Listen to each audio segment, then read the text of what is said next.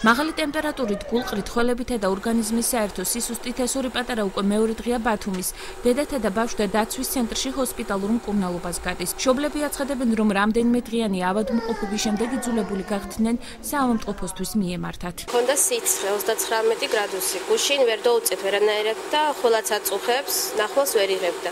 დღეს მოვიყვანეთ ბავშვთაში და 3 დღით დააწვენენ. კუნჩხაში ჩამივარ და იმ სინდრომით შემოვიყვანე. წუხელ. და ჯერ ველოდებით, ჯერ არც პასუხები და არაფერი ველოდებით პასუხებს და როდის გაფუწერიან.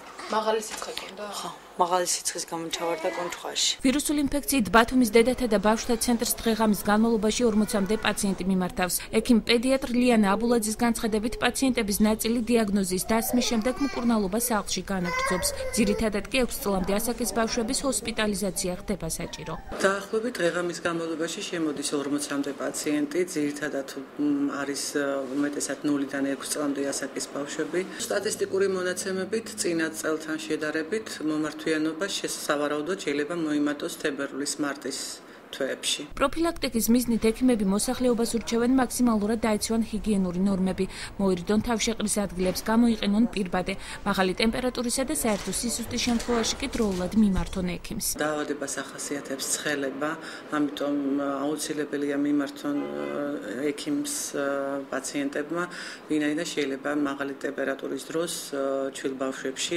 განვითარდეს ფებრილური გულყრა. საპროფილაქტიკოდ მოერიდონ მშობლებმა პატარა ბავშვების საზოგადოებრივ თავშეყრის ადგილებში მოხვედრას, ჰიგიენური რეჟიმი დაიცვან სახლში მისვლისას ხელების დაბანა იქნება სხვა პროცედურები.